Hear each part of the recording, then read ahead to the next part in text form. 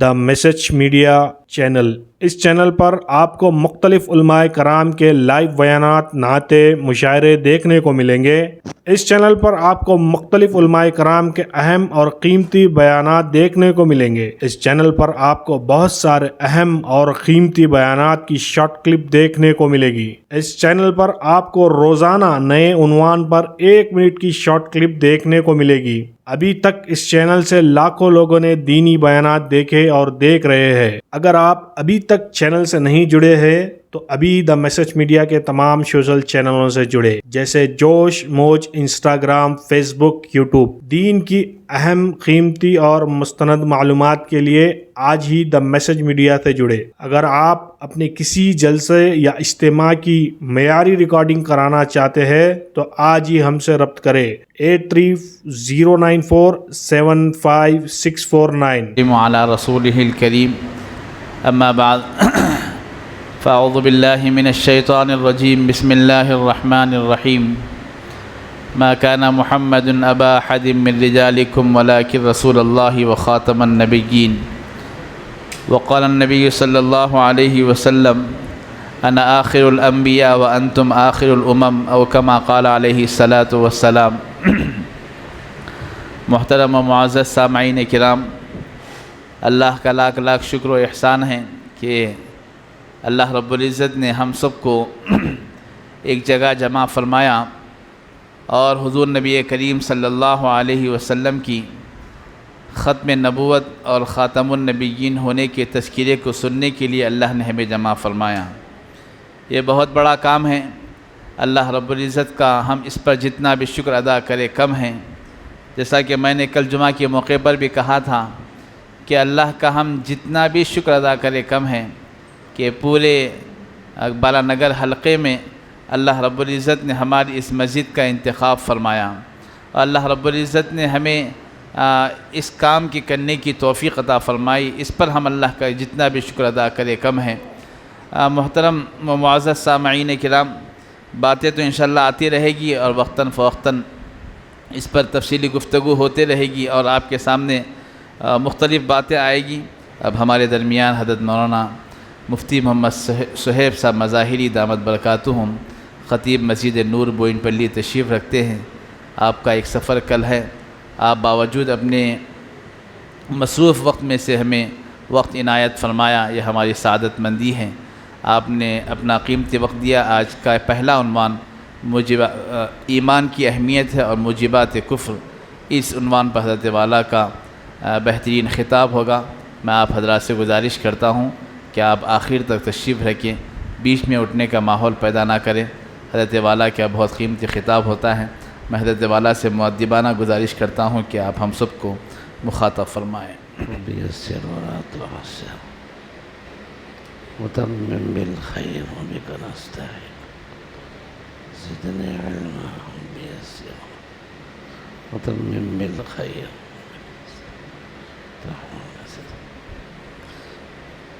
الحمد لله نحمده ونستعينه ونستغفره ونستهديه ونؤمن به ونتوكل عليه ونعوذ بالله من شرور أنفسنا ومن سيئات أعمالنا من يهده الله فلا مضل له ومن يضلله فلا هادي له ونشهد أن لا إله إلا الله وحده لا شريك له ونشهد أن سيدنا ونبينا وشفيعنا وحبيبنا وسندنا ومولانا محمدا عبده ورسوله صلى الله تبارك وتعالى عليه وعلى آله وأصحابه وبارك وسلم تسليما كثيرا. أما بعد فأعوذ بالله من الشيطان الرجيم. بسم الله الرحمن الرحيم. إن الدين عند الله الإسلام. وقال تبارك وتعالى: ومن يبتغ غير الإسلام دينا فلن يقبل منه وهو في الآخرة من الخاسرين. وقال الله تبارك وتعالى: يا أيها الذين آمنوا ادخلوا في السلم كافة ولا تتبعوا خطوات الشيطان إنه لكم عدو مبين. صدق الله مولانا العظيم.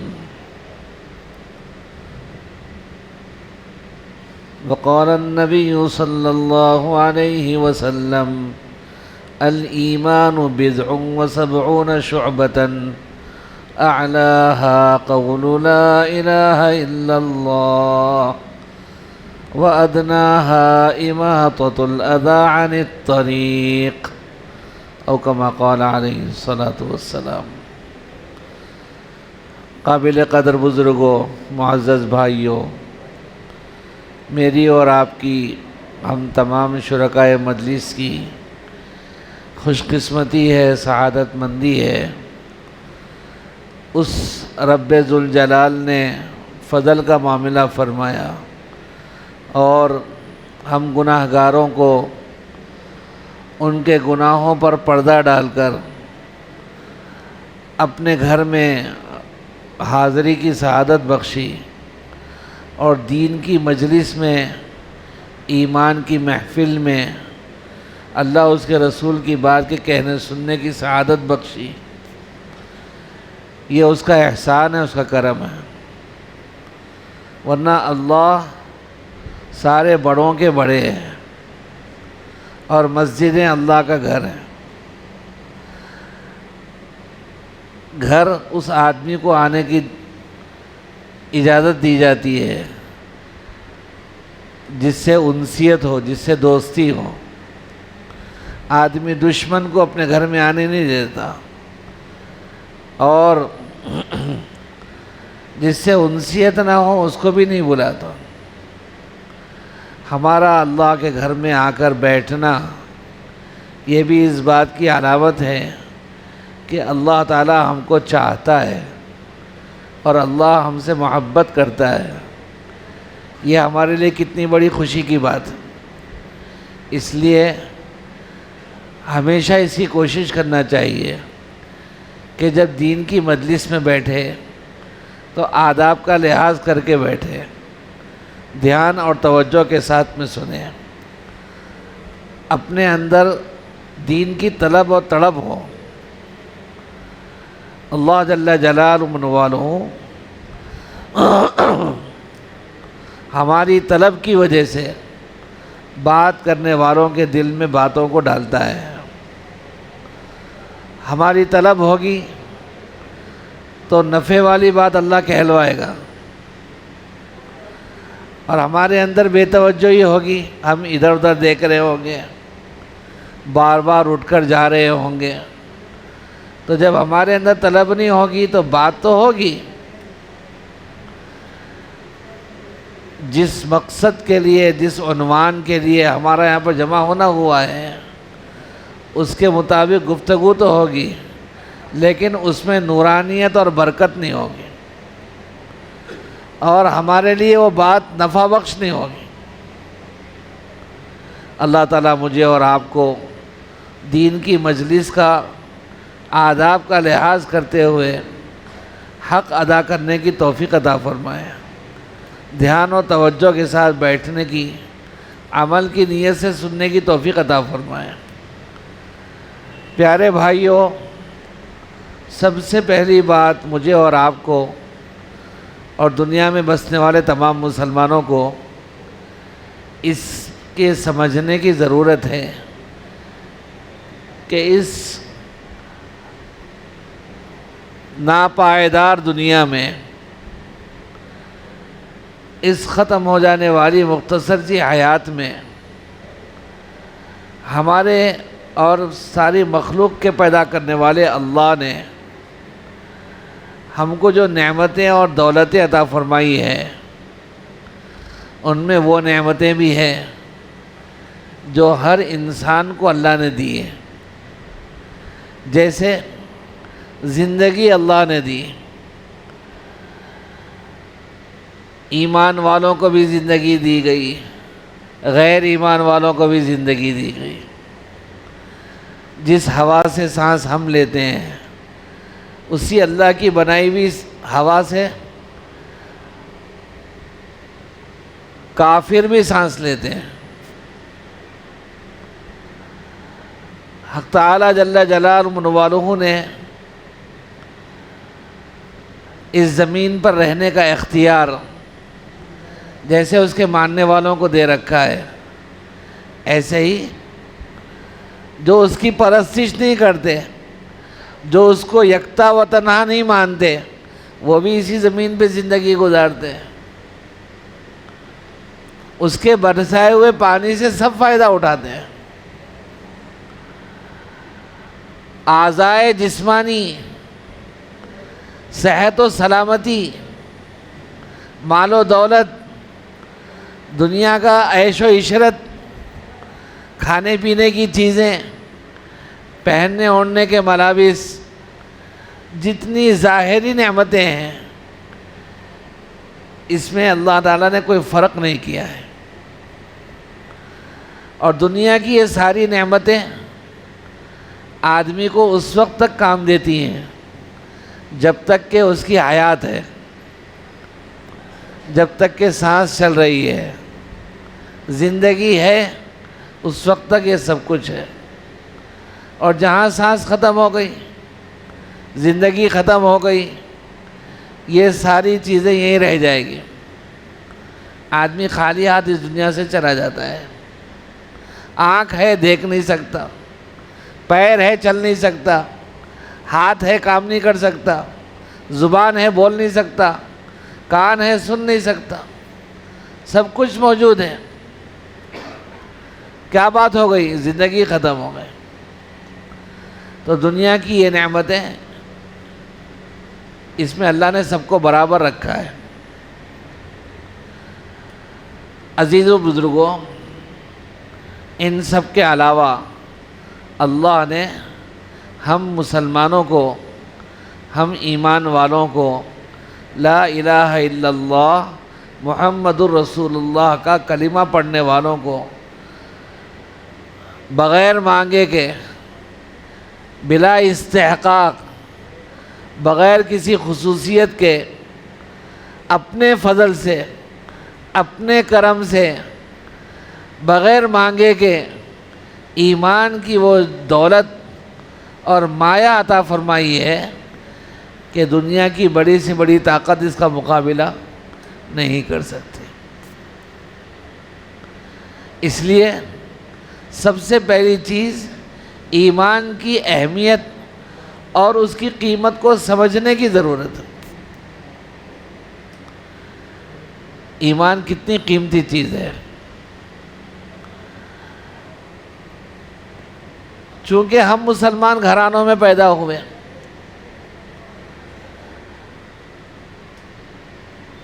ہمارے ماں باپ مسلمان، ہمارے ایک سیدھے کان میں اذان پڑی گئی، بائیں کان میں اقامت پڑی گئی، اللہ کی بڑائی کے کلمات ہمارے کان میں سب سے پہلے پہنچائے گئے. پھر بہترین نام عبداللہ عبد الرحمن ہمارا رکھا گیا، اور جب بولنے کے قابل ہوئے تو اللہ اللہ کرایا گیا. اللہ کا نام بولنے لگائے ماں باپ ہمارے، اللہ بولو، اللہ بولو، اللہ اللہ بولنے لگائے. اور کچھ بولنے کے قابل ہوئے تو کلمہ ہم کو پڑھایا گیا، ایمان کے بول، لا الہ الا اللہ محمد الرسول اللہ ہم کو سکھایا گیا، پڑھایا گیا. پھر کچھ پڑھنے لکھنے کے قابل ہوئے تو ہم کو قرآن پاک سکھایا گیا، دین کی موٹی موٹی باتیں ہم کو یاد کرائی گئی مکاتب کے راستے سے۔ ہر مسجد میں مکتب ہے، یہ جتنے یہاں بیٹھے ہیں، چاہے وہ جو ابھی جوان ہیں، چاہے وہ جن کے بال سفید ہو گئے، سب کو اپنا بچپن یاد ہے، مکتب کے راستے سے گزر کے قرآن سیکھے ہیں، دعائیں یاد کیے ہیں، حدیثیں یاد کیے ہیں۔ تو مسلمان گھرانوں میں پیدا ہونے کی برکت سے ہم کو یہ ویسے ہی کلمہ مل گیا، اس کے پیچھے ہمیں کوئی مشقت کرنی نہیں پڑی، کچھ خرچ کرنا نہیں پڑا، کچھ تکلیف اٹھانی نہیں پڑی۔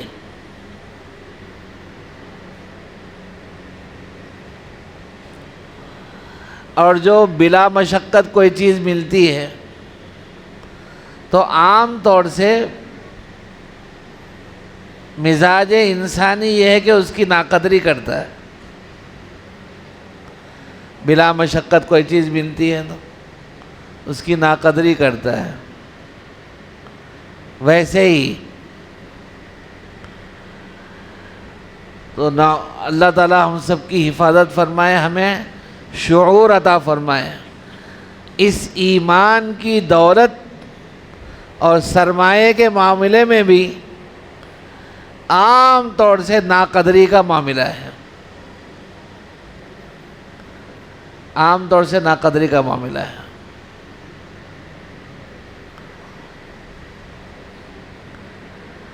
ہم مسلمان ہیں بھائی، اور کیا ہے؟ ارے ہم کلمہ پڑھنے والے ہیں۔ بہت سے حضرات اس مجمع میں وہ ہیں کہ جو ہر مہینہ 3 دن جماعتوں میں اطراف و اکناف کے علاقوں میں، دیہاتوں میں، منڈلوں میں جاتے رہتے ہیں، اور اس کے علاوہ زیادہ وقت کے لیے دوسرے صوبوں میں بھی جاتے رہتے ہیں۔ جب یہ گشتوں میں جاتے ہیں اور سلام کرتے ہیں تو بہت مرتبہ یہ جملے سننے کو ملتے ہیں، ہمارے پاس کہیں کو ہے، ہم تو مسلمان ہیں ماں پیٹ کے، وہاں جاؤ کافروں کے پاس، ان کو بتاؤ دین کی بات، ہمارے پاس کہیں کو ہے، ہم تو ایمان والے ہیں۔ تو لا الہ الا اللہ محمد الرسول اللہ کا کلمہ یوں ہی مل گیا، اس لیے ایمان کی بات سننے کو بھی تیار نہیں ہے۔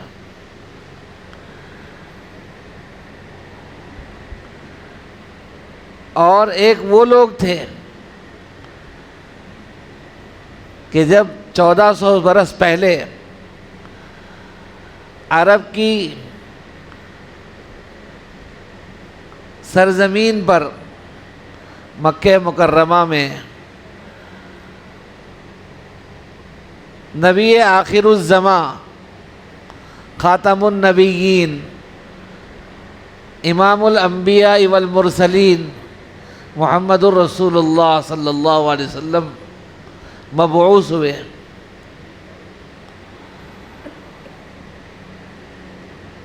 تو آپ کا لایا ہوا جو کلمہ تھا جس میں اللہ کی وحدانیت کی دعوت تھی، کیا؟ لا الہ الا اللہ، کہ سب سے پہلے نفی تھی اس میں، کوئی معبود نہیں ہے۔ حالانکہ وہاں مکہ مکرمہ میں ہر گھر میں بتوں کی پرستش ہوتی تھی، اللہ کے غیر کو ماننے والے تھے۔ یہ روزی دینے والا، یہ خدا اولاد دینے والا، یہ خدا کام بنانے والا، یہ خدا مال دینے والا، یہ کاروبار چمکانے والا، الگ الگ معبود ان کے بنے ہوئے تھے۔ خود کعبۃ اللہ میں 360 بت رکھے ہوئے تھے۔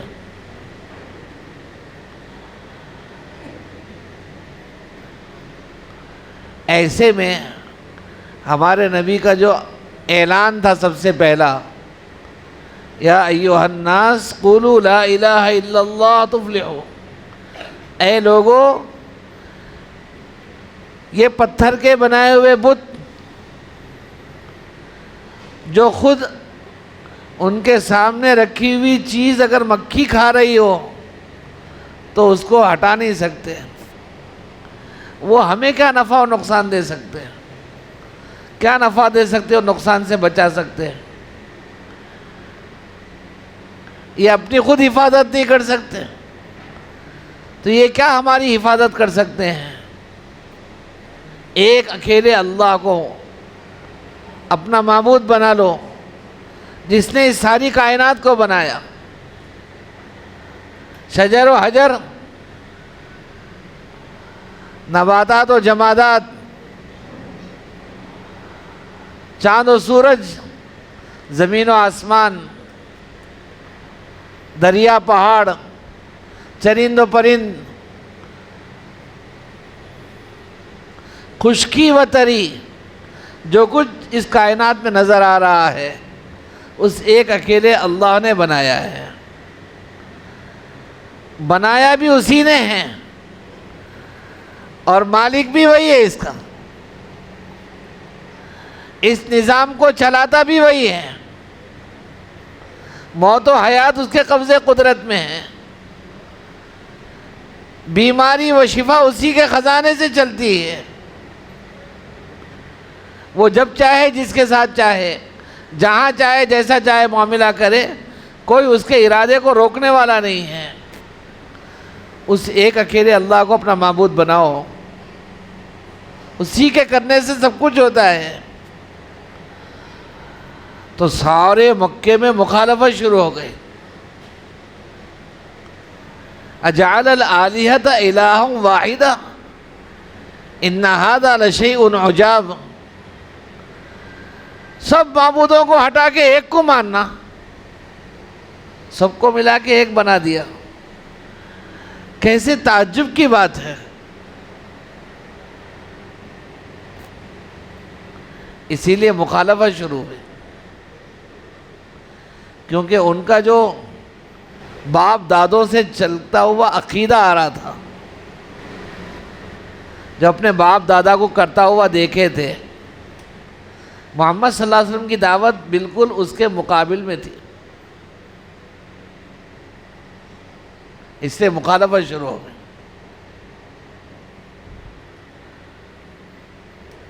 ایسے میں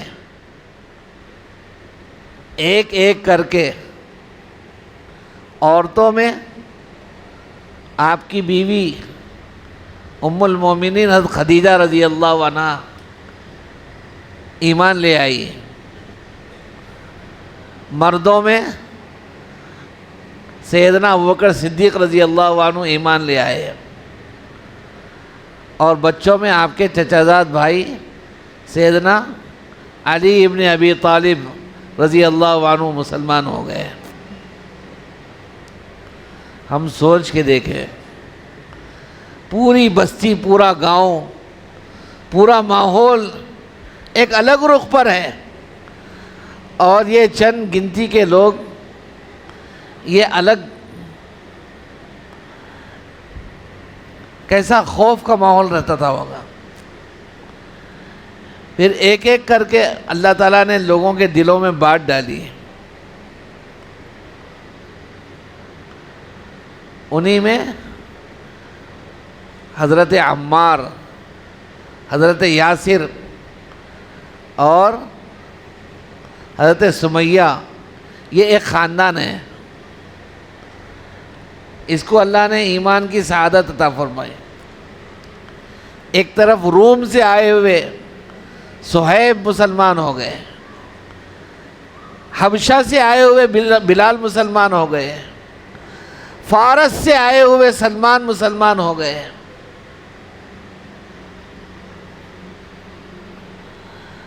تو جو صاحب حیثیت تھے وہ تو اپنی جگہ پر تھے، ان کا خاندان، قبیلہ، ان کا ایک رعب، لیکن جو بیچارے نہتے تھے، بلال حبشہ سے آئے، غلام، ابن غلام، صہیب فارس سے آئے ہیں، مکے میں ان کا کوئی اور نہیں، سلمان فارس سے آئے، صہیب روم سے آئے،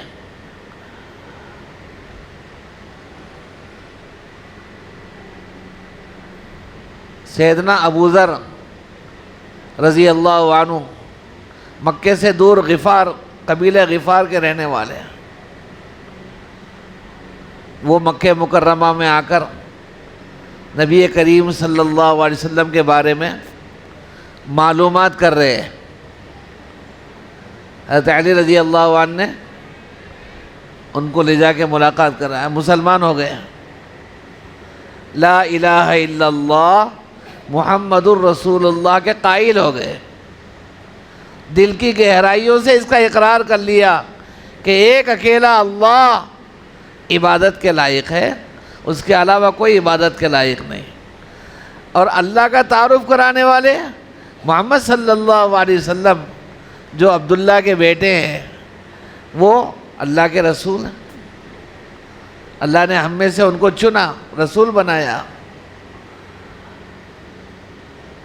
آپ پر آپ کی رسالت کا اقرار کر لیا، اللہ کی وحدانیت کا اقرار کر لیا۔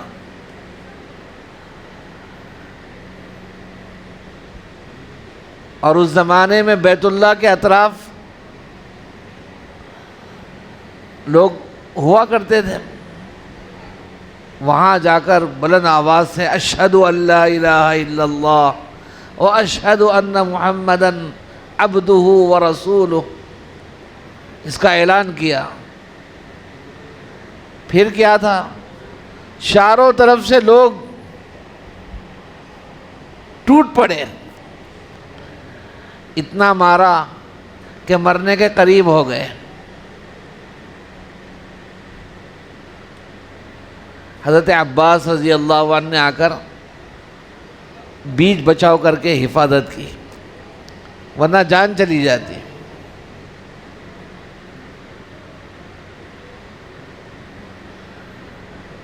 حضرت بلال رضی اللہ عنہ زنجیروں میں باندھ کر رات کو کوڑے مارے جاتے ہیں، کیوں مارا جا رہا ہے؟ کہ جو کلمہ تم نے پڑھا اس کو چھوڑ دو، جس مذہب کو اور جس دین کو تم نے قبول کیا ہے، ہمارے باپ دادا کے دین کو چھوڑ کر اس کو چھوڑ دو۔ کوڑے مارے جا رہے ہیں، اور مارنے والے تھک جاتے تھے، باری باری الگ الگ آدمی کا نمبر آتا تھا، ایک مرتبہ کے زخم پر دوسری مرتبہ کوڑا پڑ رہا ہے، اچانک سے کوئی آدمی گر جائے، گھسیٹا لگ جائے، کوئی زخم آ جائے،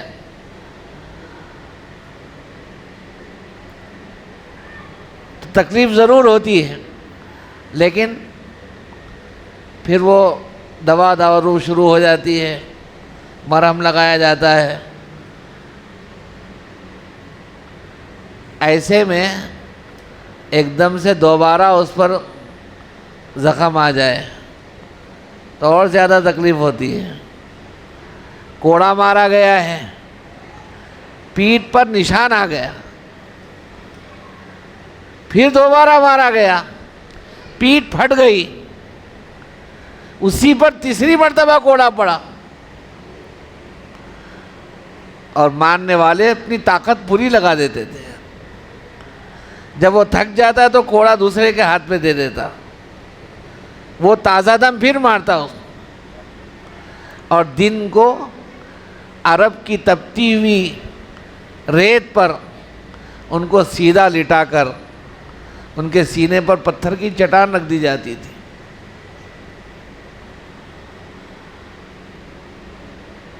ایسے میں سیدنا بلال رضی اللہ عنہ کی زبان مبارک سے ایک ہی صدا ہوتی تھی، احد احد احد احد، اللہ تو ایک ہی ہے بس۔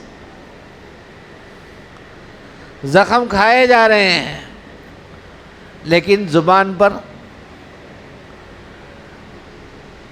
تو ایمان کی یہ خصوصیت ہے کہ جب وہ دل کی گہرائی میں اتر جاتا ہے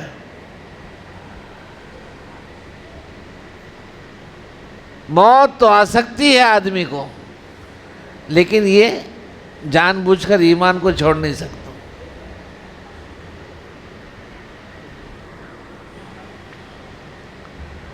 تو انہوں نے مشقتوں کے باوجود ایمان کی حفاظت کی تھی۔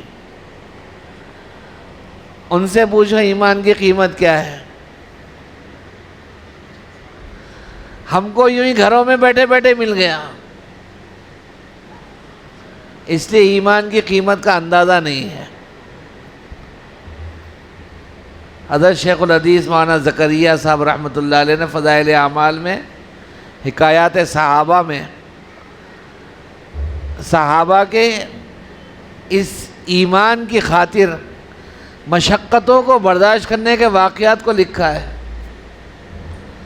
اس کو پڑھے، گھر میں پڑھ کر سنائے کہ ہمارے صحابہ نے اس ایمان کی خاطر کیسی زبردست قربانیاں پیش کی۔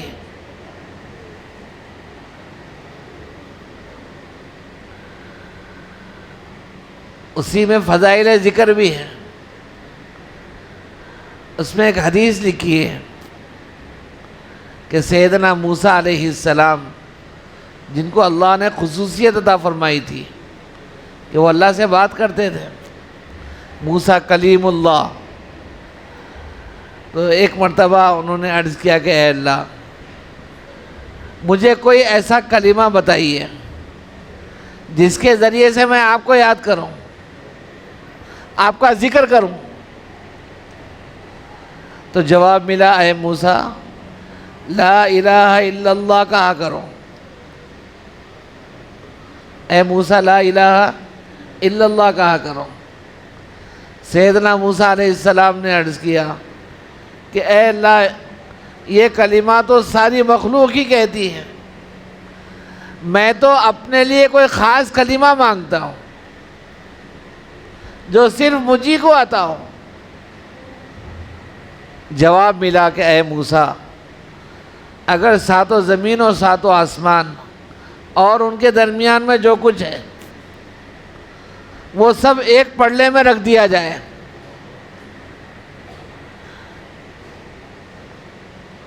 کتنا وزنی ہوگا؟ ایک بڑے ترازو میں بڑی گنیٹ لا کے رکھ دیے، کیا ہوتا؟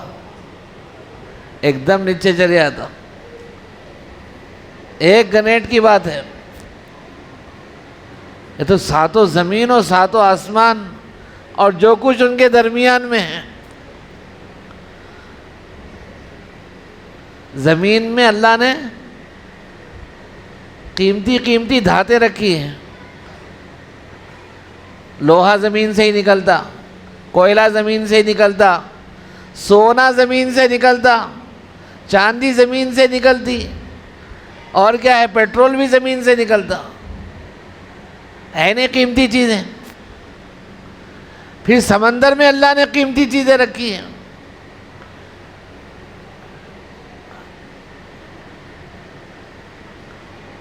موتی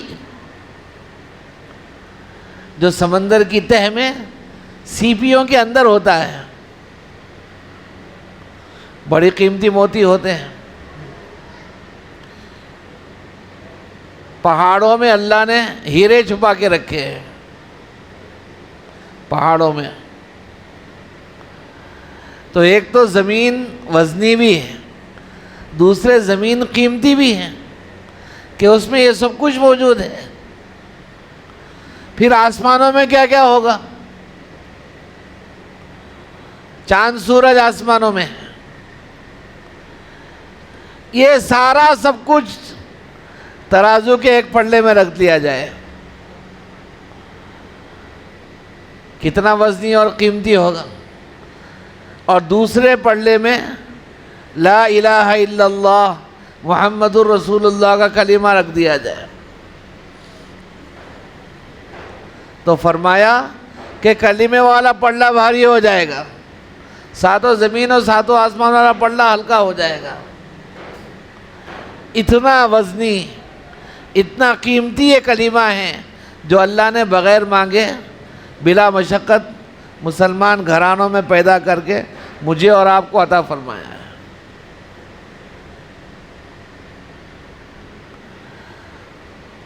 اللہ کرے ہم سب مسلمانوں کو، ایمان والوں کو کلمے کی اور ایمان کی اس قیمت کا حقیقی اندازہ، استحضار اور ادراک ہو جائے. ابھی ہم اس کی قیمت کو نہیں سمجھتے.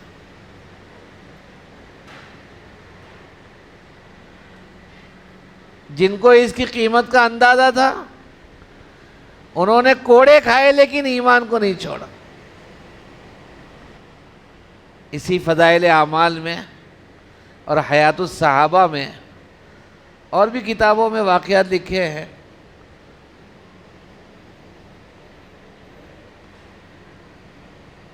چند صحابہ کی ایک جماعت، نصرانی بادشاہ نے ان کو گرفتار کر لیا. اب لالچ دینے لگا کہ تم نصرانیت کو قبول کر لو، اسلام کو چھوڑ کر. ارے کون سا مذہب قبول کر لو؟ نصرانیت کو قبول کر لو. انہوں نے انکار کیا تو لالچ دیا، تم نصرانیت کو قبول کر لو گے تو یہ دیں گے، مال و دولت دیں گے، خوبصورت بچیوں سے تمہاری شادیاں کرا دیں گے. لالچ، پیشکش، ہر چیز کو ٹھکرایا. تو اب ڈرانا دھمکانا شروع کیا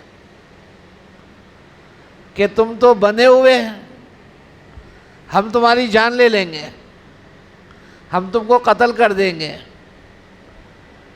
بولے کوئی حرج نہیں ہے. تو بادشاہ نے حکم دیا کہ ایک آگ جلائی جائے، اس پر بڑی کڑھائی رکھی جائے، بہت بڑی کڑھائی، اور اس میں تیل ڈالا جائے، اس کو گرم کیا جائے. جب یہ تیل کھولنے لگا تو ان میں سے ایک کو لے جا کے اس پہ ڈال دیا گیا.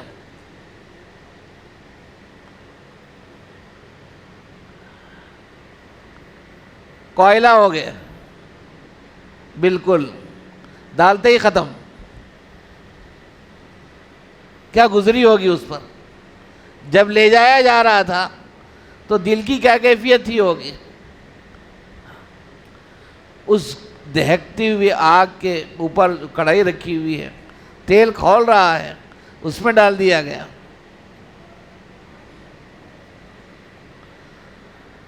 اس کے بعد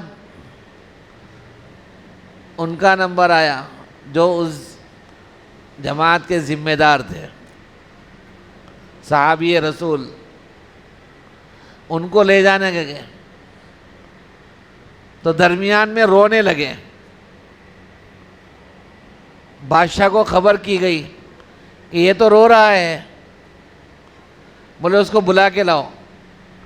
جب وہ بادشاہ کے سامنے پیش کیے گئے تو وہ مسکرانے لگا طنزیہ انداز سے اور کہنے لگا ہم تو پہلے ہی بولے تھے تمہارے کو، آپ کاہے کو روتے ہیں؟ طنزیہ، ہم تو پہلے ہی بولے تھے تمہارے کو، تمہارا ایک آدمی بھی چلے گیا، تم قبول کر لیتے انہیں بھی بچ جاتا تھا، اب رونے سے کیا فائدہ؟ تو بولے، انہوں نے جواب دیا، ایمانی جواب، کیا تو یہ سمجھتا ہے کہ میں موت کے ڈر کی وجہ سے رو رہا ہوں؟ کان کھول کر سن لے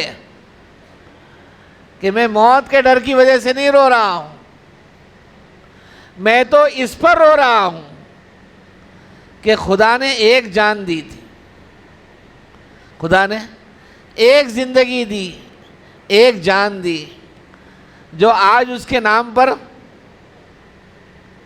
استعمال ہو جائے گی۔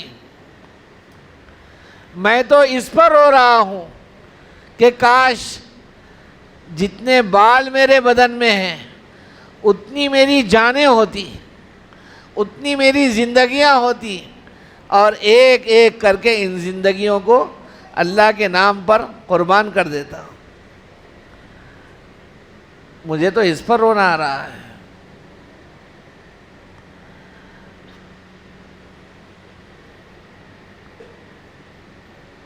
تو یہ ایمان کی قیمت کے پہچاننے والے تھے۔ اس لیے عزیز و بزرگوں، اللہ جزائے خیر دے ہمارے اکابر کو، ہمارے علماء کو، جو وارثین انبیاء ہونے کا حق ادا کرتے ہیں اور سارے عالم میں بسنے والے مسلمانوں کے ایمان کے تحفظ، ایمان کی حفاظت کے لیے ہر وقت جد و جہد میں لگے رہتے ہیں، کوشش میں لگے رہتے ہیں، مختلف عنوانات سے امت کے افراد کے سامنے ایمان کی قیمت اور اس کی حفاظت کی طرف متوجہ کرتے رہتے ہیں، اور اس کے لیے باضابطہ اجتماعات کرتے ہیں۔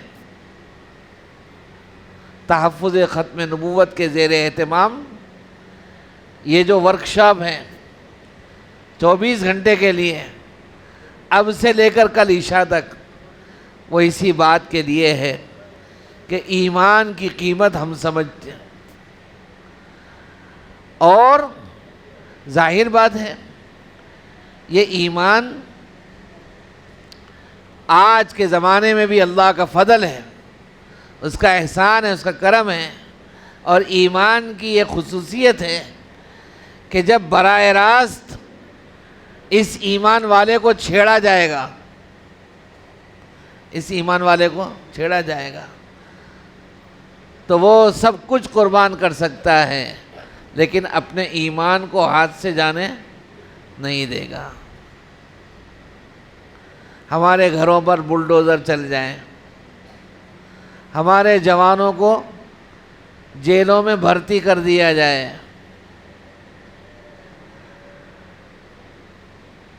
عورتیں بیوہ ہو جائیں، بچے یتیم ہو جائیں، معاشی بحران اور پریشانی آ جائے، لیکن زیادہ دور نہیں، قریب کے واقعات نے اور آج کے زمانے کے واقعات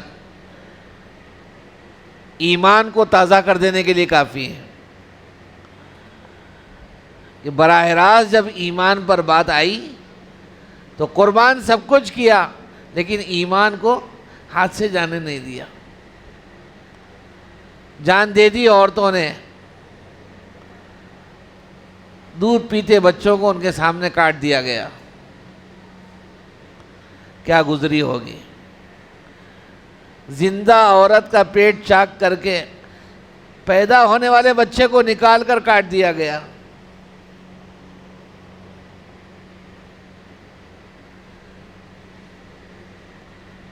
لیکن وہ متزلزل نہیں ہوئے، یہ بھیک نہیں مانگی کہ ہم تمہارا مذہب قبول کر لیتے، ہمارا کو چھوڑ دو، یہ بھیک نہیں مانگی۔ ہاں ہم مسلمان ہیں، تم سے جو ہو سکتا ہے کر لو۔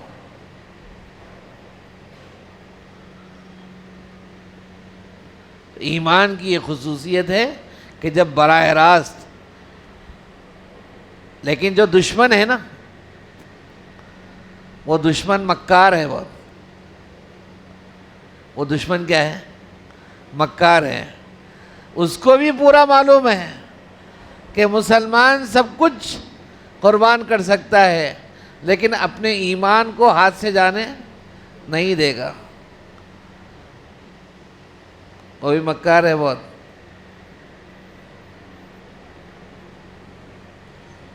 اس لیے جیسے اس کی مثال ہے، اگرچہ کہ تھوڑی بدمزہ معلوم ہوتی ہے لیکن ظاہر بات ہے جو گندگی ہوتی ہے تو گندگی ہی ہے. براہ راست کسی کے سامنے گندگی پیش کی جائے، صاف پلیٹ میں گندگی اٹھا کے لا کے پیش کیا جائے کہ آپ کے لیے ہم نے تحفتاً لایا ہے، آپ قبول فرما لیجیے. طبیعت کو تکدر ہوتا ہے. آدمی بولتا ہے کیا مذاق کر رہے، ہٹاؤ میرے سامنے سے. اور اسی گندگی کو چاندی کے ورق میں لپیٹ کے پیش کیا جائے، گندگی چھپا کر اس کی بدبو کو ختم کر کے چاندی کے ورق میں لپیٹ کر پیش کیا جائے تو ظاہر بات ہے آدمی دھوکہ کھا جاتا ہے. بدبو بھی نہیں آ رہی، نظر بھی نہیں آ رہی گندگی، تو کیا ہوتا ہے؟ ارے آدمی دھوکہ کھا جاتا ہے. تو دشمن بڑا عیار ہے، مکار ہے. وہ جانتا ہے کہ براہ راست ایمان چھوڑ دو، مذہب اسلام کو چھوڑ دو، مسلمان اس کے لیے تیار نہیں ہوگا. اسی لیے کیا کرتے ہیں؟ اسی لیے قرآن سے دور کرتے ہیں، قرآن کا نام لے کر. حدیث سے دور کرتے ہیں، حدیث کا نام لے کر. ایمان سے محروم کرتے ہیں، ایمان سے محروم کرتے ہیں کلمہ ہمارا ہی پڑھ کر. کلمہ ہمارا ہی ہے، لا الہ الا اللہ محمد رسول اللہ بول رہے ہیں. قرآن بھی وہی پڑھا رہے ہیں، حدیثیں بھی وہی پڑھا رہے ہیں. ظاہر میں دیکھنے کے اعتبار سے کچھ فرق نہیں نظر آ رہا، جیسے چاندی کا ورق چڑھا ہوا ہے، لیکن ایک زہر ہے اس کے اندر جو اہل سنت والجماعت کے عقائد، اہل سنت والجماعت کے جو عقائد اور ایمان کی باتیں بنیادی، جس کو ایمانیات بھی کہتے ہیں، عقائد بھی کہتے ہیں، عقیدے بھی کہتے ہیں.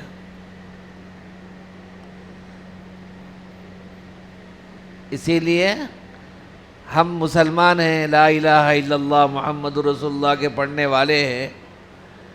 بچپن میں چند اذکار مسنونہ یاد کیے تھے، کلمات اسلام یاد کیے تھے، اس کا ترجمہ یاد کیے تھے. اب ہم اس کے آگے کچھ اور سمجھتے ہی نہیں،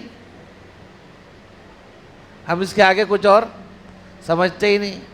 حالانکہ ایمان کی باتیں یہ ایک بڑا سمندر کی طرح ہے.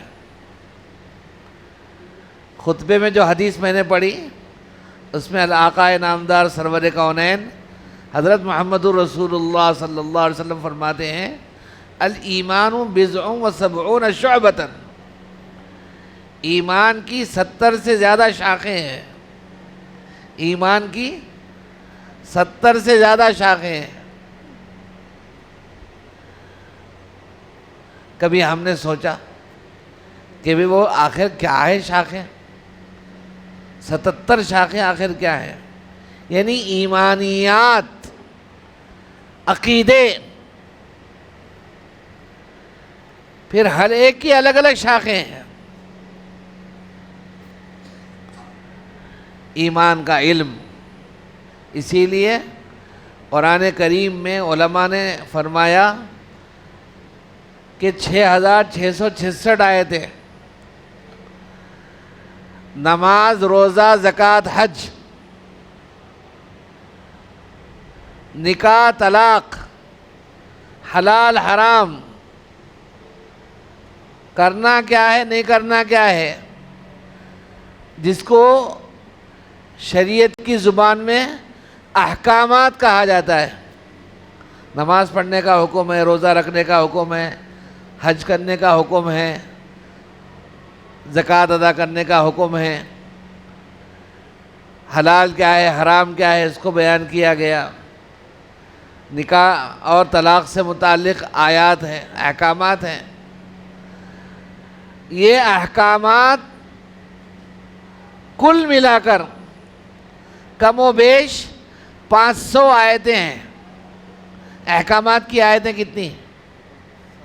کم و بیش 500 آیتیں. اب 6666 میں سے 500 آیتوں کو الگ کرو جن میں احکامات بیان کیے گئے. کتنے ہوئے بھائی؟ 6166. ارے 6166. ان 6166 آیتوں میں کیا ہے پھر؟ حضور نبی کریم صلی اللہ علیہ وسلم کے زمانے میں جب قرآن نازل ہوتا تھا، اور قرآن جو مکہ مکرمہ میں نازل ہوا، قرآن کچھ مکے میں اور کچھ مدینے میں. تو جب آپ مکے میں تھے تو مکے وہاں جو صورتیں نازل ہوئی اس کو مکی صورت بولتے، اور جب آپ ہجرت کر کے مدینے کو چلے گئے وہاں جو قرآن کی آیتیں اور صورتیں نازل ہوئی اس کو مدنی صورت بولتے. تو مکی صورتیں الگ ہیں، مدنی صورتیں الگ ہیں. علماء نے لکھا ہے کہ مکی صورتوں میں اکثر 3 باتیں بیان کی. توحید یعنی اللہ کو ماننا، کیسا ماننا، اس کے دلائل. توحید، اس کے دلائل. لوگوں کا اعتراض توحید پر، اس کا جواب. یہ سب کیا ہے؟ ایمان کی باتیں ہیں. لوگ اعتراض کر رہے ہیں اللہ کو ایک کیسا ماننا، اس کا جواب قرآن میں موجود ہے. یہ سب ایمان کی باتیں، اس کا علم ہے پورا. رسالت کہ اللہ تعالیٰ نے اپنی پہچان کرانے کے لیے ہر دور اور زمانے میں انسانوں میں سے چند لوگوں کو منتخب کیا اور ان کو پیغمبر بنایا. ان کے پاس وحی آتی ہے، اللہ کا پیغام آتا ہے، وہ اللہ کا تعارف کراتے ہیں، وہ اللہ کی طرف بلاتے ہیں، اللہ کی آیتیں پڑھ کر سناتے ہیں، ان کو رسول کہتے ہیں، اور انہی میں آخری نبی حضرت محمد صلی اللہ علیہ وسلم.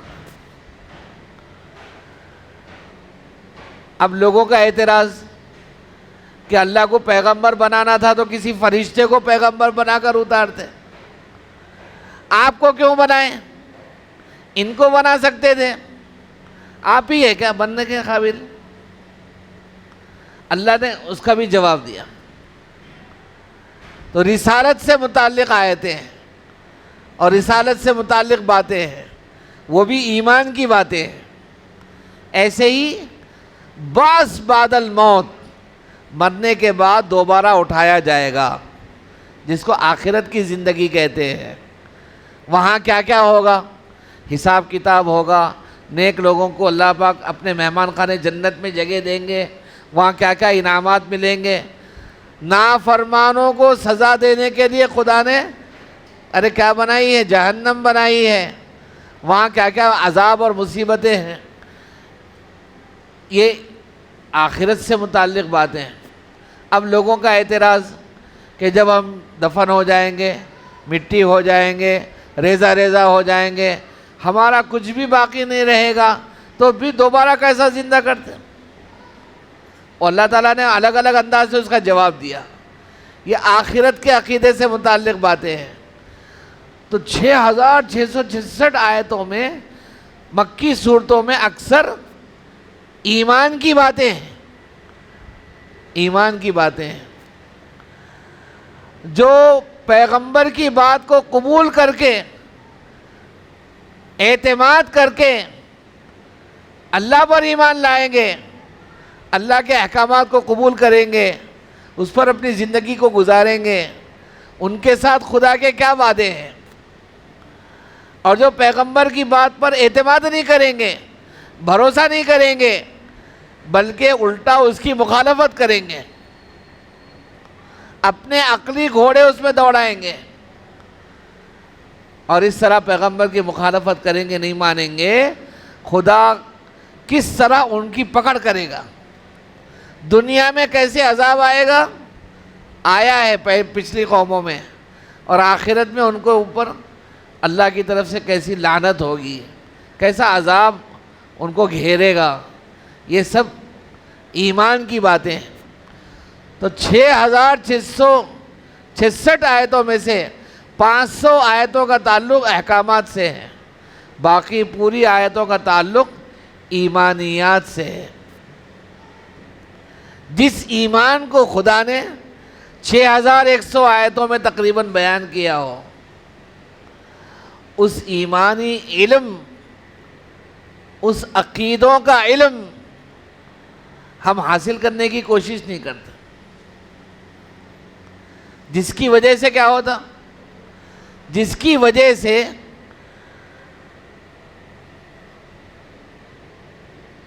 جہل، ناواقفیت، ایمان کو گہرائیوں سے نہیں جاننے کی نحوست سے ہر دور اور زمانے میں مختلف ایسے لوگ پیدا ہوئے جو دیکھنے میں ہمارے ہیں، نام ان کے ہمارے جیسے ہیں، لیکن اصل میں وہ ہے یہود و نصارہ کے کارندے.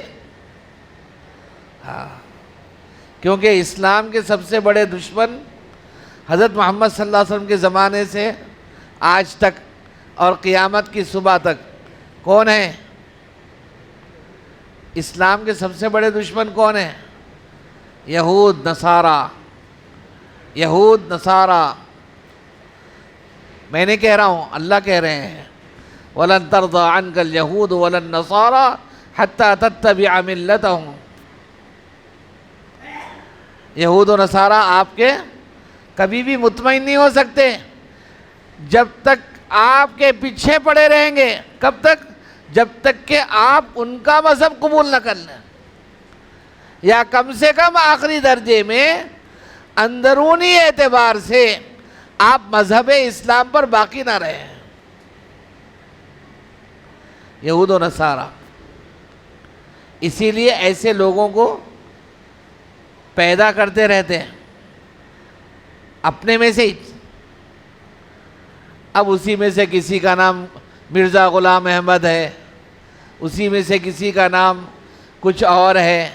آج کے دور اور زمانے میں اسی میں سے ایک نام غامدی ہے، اسی میں سے ایک نام شکیل بن حنیف ہے، اسی میں سے ایک نام فیاض بھیا ہے. ایسے جو نام قرآن کا لیں گے اور اسی کو غلط تشریح کر کے ایمان کو ہمارے کھوکھلا کر دیں گے. اس لیے عزیز و بزرگوں، اللہ نے جب ہم کو ایمان والا بنایا، اتنی قیمتی دولت دی ہے، تو ہمارے بھی ذمے کچھ کام ہیں. ایک کام کیا ہے؟ اپنے ایمان کے تحفظ کے لیے سب سے بنیادی طور پر ایمانیات کا علم حاصل کرنا. ایمانیات بولتا ہوں، کوئی بہت بڑا لفظ دکھیں گا، آسان کر کے بولتا ہوں، عقائد کا علم حاصل کرنا. عقائد میں بھی عین ہے، قاف ہے، لفظ بہت بھاری ہو جا رہا، اس لیے عقیدوں کا علم حاصل کرنا. عقیدوں کا. عام طور سے لوگ گھبرا جاتے ہیں، مول صاحب یہ عقیدوں کا کچھ نہ کو بولو کیونکہ اس میں بہت اختلاف ہے.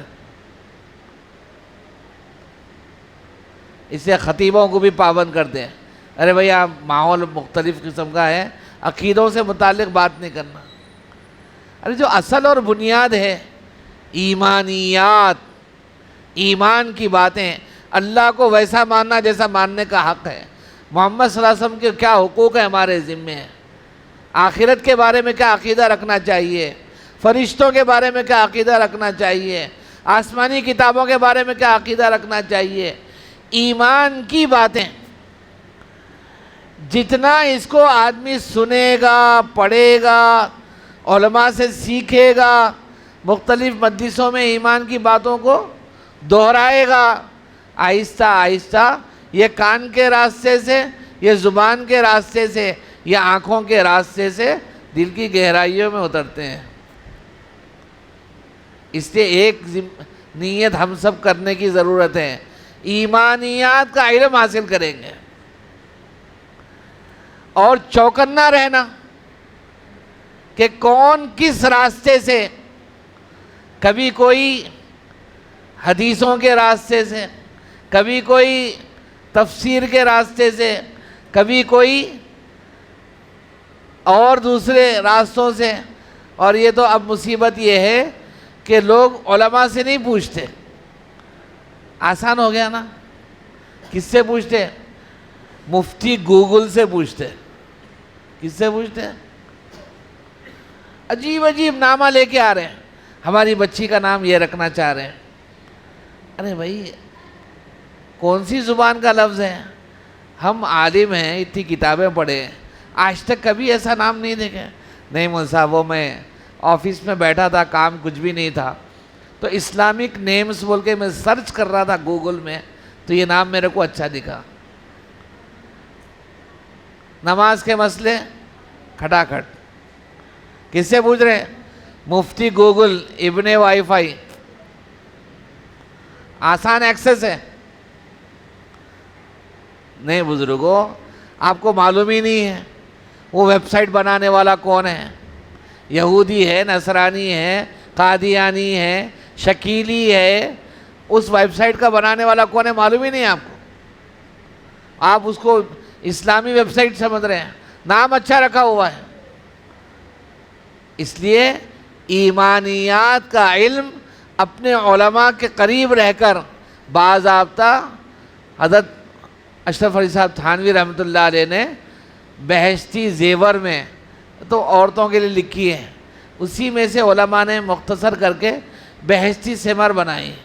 بہشتی ثمر جو مدرسوں میں چھوٹے بچوں کو پڑھاتے ہیں، اس میں سب سے پہلا بیان یہی ہے، عقیدوں کا بیان. جو بچے یہاں پہ پڑھے ہوں گے وہ جانتے کیا ہے نہیں ہے بہشتی ثمر میں عقیدوں کا بیان. سارا عالم پہلے ناپید تھا، خدا کے بنانے سے وجود میں آیا. عقیدہ نمبر 1، عقیدہ نمبر 2، عقیدہ نمبر 3، ایسے عقیدے باضابطہ. ایسی چھوٹی چھوٹی کتابیں پڑھیں، ایک ایک عقیدے کو یاد کر لیں، علماء کی مجلسوں میں بیٹھتا رہے، درس قرآن میں بیٹھتا رہے، تو قرآن کی آیتوں کا ترجمہ، اس کی تشریح، اس کی تفسیر بیان ہوگی.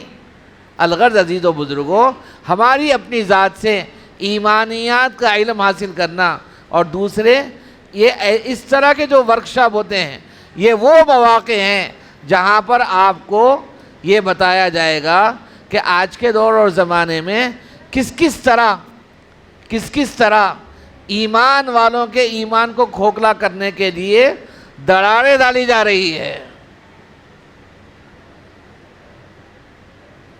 ہم دوبارہ اپنے اکابر علماء کے لیے اللہ کی بارگاہ میں دعا گو ہیں کہ انہوں نے اس کا اہتمام کیا کہ ہمارے اس علاقے کے اندر جتنے نوجوان اور جتنے عام مسلمان ہیں وہ سب اس مسجد میں جمع ہوں، اور علماء سے ان باتوں کو، ایمانیات کی باتوں کو، اور کس طرح ایمان پر ہمارے ڈاکہ ڈالا جا رہا ہے. آدمی سمجھ رہا ہے کہ میں مسلمان ہوں، لیکن خدا کی نگاہ میں وہ کافر ہو چکا ہے عقیدے کے بگاڑ کی وجہ سے، پتہ ہی نہیں ہے۔ اللہ تعالی ہم سب کو ہمارے اکابر کا قدردان بنائے اور ان مجلسوں کی قدر کرنے کی ہمیں توفیق عطا فرمائے۔ جیسے یہ مجلس ہوئی، ایسے ہی رات کو یہاں پر کھانے کا نظم ہوگا، رات کو یہاں آرام کریں گے، کل صبح فجر سے لے کر پھر عشاء تک انشاءاللہ یہ مجلسوں کا سلسلہ جاری رہے گا۔ بھرپور استفادے کی ہم نیت کریں، اللہ تعالیٰ آسان فرمائے۔ دا میسج میڈیا چینل، اس چینل پر آپ کو مختلف علماء کرام کے لائیو بیانات، نعتیں، مشاعرے دیکھنے کو ملیں گے۔ اس چینل پر آپ کو مختلف علماء کرام کے اہم اور قیمتی بیانات دیکھنے کو ملیں گے۔ اس چینل پر آپ کو بہت سارے اہم اور قیمتی بیانات کی شارٹ کلپ دیکھنے کو ملے گی۔ اس چینل پر آپ کو روزانہ نئے عنوان پر 1 منٹ کی شارٹ کلپ دیکھنے کو ملے گی۔ ابھی تک اس چینل سے لاکھوں لوگوں نے دینی بیانات دیکھے اور دیکھ رہے ہیں۔ اگر آپ ابھی تک چینل سے نہیں جڑے ہیں تو ابھی دا میسج میڈیا کے تمام سوشل چینلوں سے جڑے، جیسے جوش موج، انسٹاگرام، فیس بک، یوٹیوب۔ دین کی اہم، قیمتی اور مستند معلومات کے لیے آج ہی دا میسج میڈیا سے جڑے۔ اگر آپ اپنے کسی جلسے یا اجتماع کی معیاری ریکارڈنگ کرانا چاہتے ہیں تو آج ہی ہم سے رابطہ کریں۔ 8309475649